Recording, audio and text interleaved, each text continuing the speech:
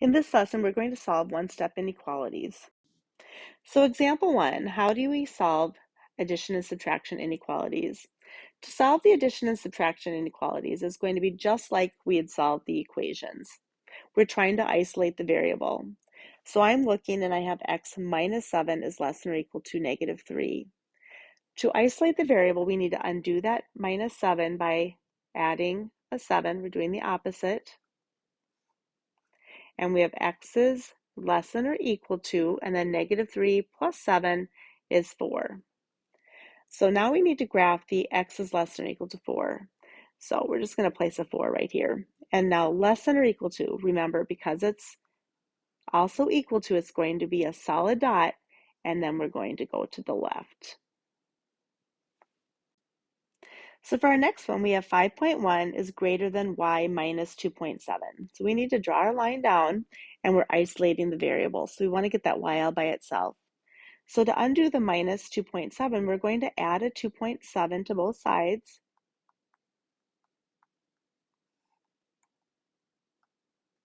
And we will have 7.8. And so let's just rewrite this part now here. All right, so now notice that the y is coming after the number. We read this in terms, and we graph it in terms of the y. So it's written, we're reading this backwards as y is less than 7.8. So let's go ahead and let's just rewrite it that way. Notice that the small end is facing the y. So when I rewrite it, I have to have the little end are facing the y. So now we have y is less than 7.8. So we'll have a 7.8 on the number line. And because it's less than, it's going to be open, and then we're going to go to the left. All right, so for number 3, we have z plus 9 is less than negative 1. All right, so we're isolating the z by minusing the 9. So we have z is less than, so negative 1 minus 9, remember we're 1 in the hole, we go another 9 in the hole, so we're at negative 10. So we have negative 10, and because it's less than, it's going to be open, and it's going to go to the left. All right, so for number 4, we have 6 is less than or equal to w plus 1.5. So we're going to draw our line down again, and to undo a plus 1.5, we are going to minus a 1.5.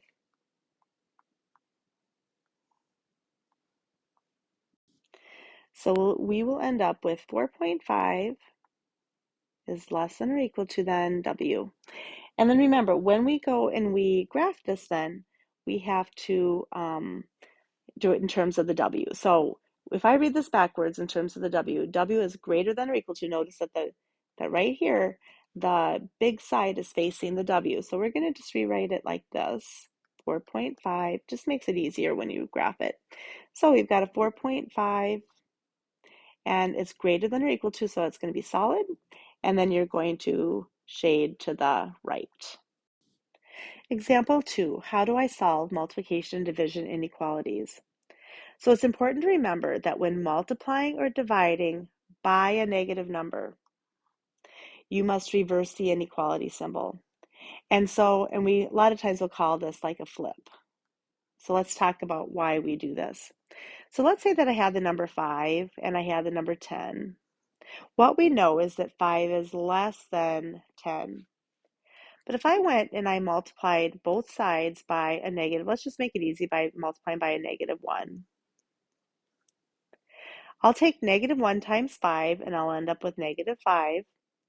And I'll take 10 times negative 1, and I'll end up with negative 10. So now we're comparing negative 5 to negative 10. And remember, the further negative you are on the number line, the less the value you are. So now, instead of it being the 5,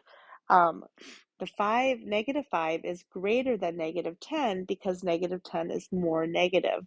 And so notice what happened here is that our inequality symbol flipped or reversed.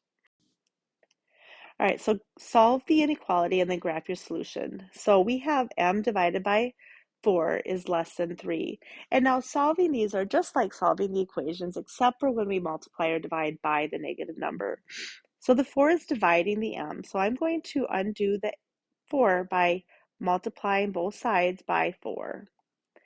So those m's are going, or the 4's are going to cancel out, and I have m is less than 12. So then when I go to graph that, I'd find 12 on the number line, and because it's less than, I'm going to have an open circle, and we are going to go to the left. All right, so for number 2, we have negative 3x is less than or equal to 9. So notice here how you have a negative number with the variable. So that means we're dividing by a negative. And so when we divide by a negative, we have to then reverse or flip our inequality symbol. So instead of having less than or equal to, we're going to have greater than or equal to. And 9 divided by negative 3 is negative 3. So then I go find the negative 3 on the graph, and it's going to be closed because it's greater than or equal to, and then I'm going to shade to the right. All right, so for question number 3, we have n divided by negative 6 is less than or equal to 4. So notice how we're dividing by a negative 6. So I'm going to multiply both sides by negative 6. And when we do that, then both of these cancel out, and I just multiplied by a negative. So n has to be then, I'm going to flip the inequality symbol to greater than or equal to, and I'm going to have then negative 24. So we'd find the negative 24 on the number line, and because it's greater than or equal to, it's going to be solid, and we're going to then shade to the right. All right, for question number 4, notice how it's we're going to divide by 6, which is not a negative number. So the negative has to be with the number with the variable for you to then flip it. So right here, we're taking and we're going to undo that 6 by dividing 6. So we're dividing a negative number by a positive number. And again, unless the negative number is with the variable, we're not going to flip it. So we're just going to have x is less than negative 2. So again, we'll find the negative 2. And because it's less than, we're going to have an open dot, and then we're going to go to the left. All right, question number 4, we have 18 is greater than or equal to 9x. So let's draw our line down, and again, we're isolating the variable, and the 9 is multiplying, so we'll divide by 9. And we have 2 is greater than or equal to x. So now you can leave it like that, except for when you go to graph it, that's where it gets to be a little confusing. We're graphing the x, and when you read it going backwards, it's x is less than or equal to 2. So sometimes it's just easier to rewrite this so the little side is facing the x. So we're going to flip the inequality symbol so that, so you notice how it's facing, the little side's facing the variable. So we need to have the little side facing the variable, and then we'll have 2. So we're going to have 2, and then on the number line, and then it's going to be closed, and it's going to be shaded to the left. All right, number 5 then, we have x is divided by negative 3 is greater than negative 7. So because our negative is with the variable there, we're going to multiply by negative 3, and because I multiplied by negative 3, we have to then flip the inequality symbol. So I'm going to flip it going this way, and then negative 7 divided or multiplied by negative 3 is positive 21. So we're going to have 21 on the number line.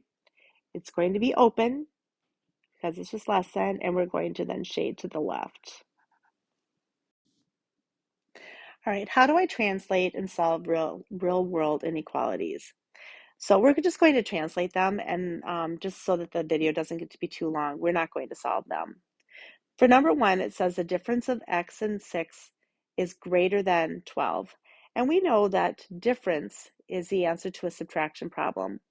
So if I took this minus and I then placed it right here where I see the word and, I would have x minus 6 and then greater than 12.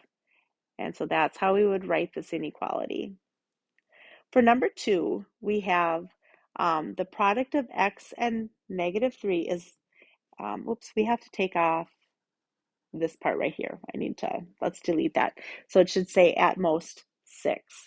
So the product of x and 3, so we've got the product we know is the answer to a multiplication symbol.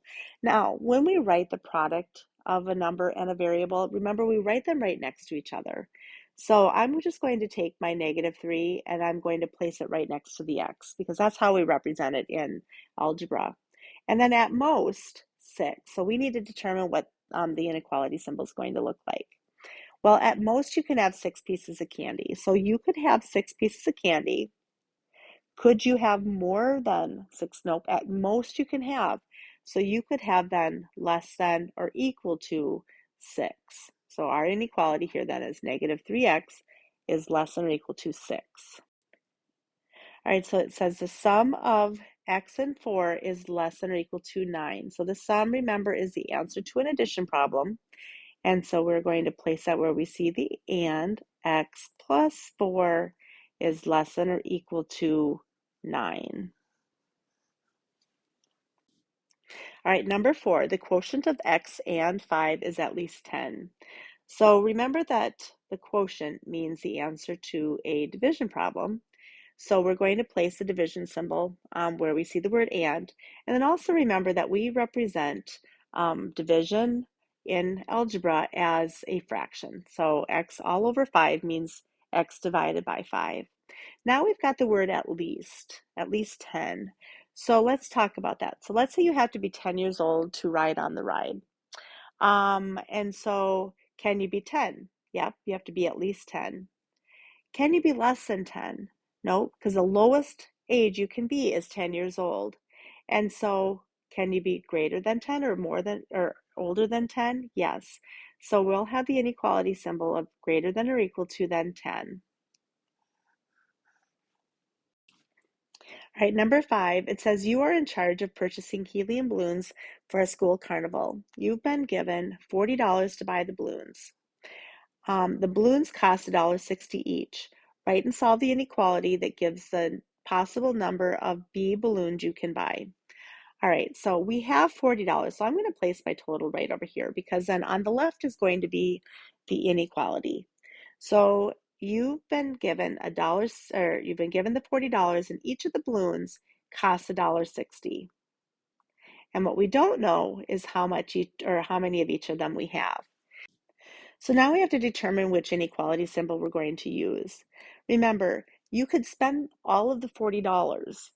Can you spend more than the $40? No. Can you spend less than $40? Yes. And this right here has to represent what you're going to spend. So you can spend all of the $40, meaning it's equal to it. And then we can also then have less than the $40. So we don't have to spend all of the $40. So now let's go ahead and let's solve then to figure out how many balloons then, or the how many balloons you can buy.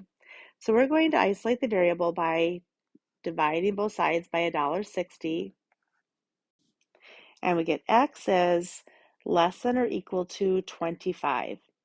So you can buy less than 25 balloons. You could buy 5, you could buy 10, you could buy 24. You could also buy 25, but you cannot buy more than 25 balloons. So the most amount of balloons that you can buy are 25. So in this lesson, we took a look at how to solve one-step inequalities.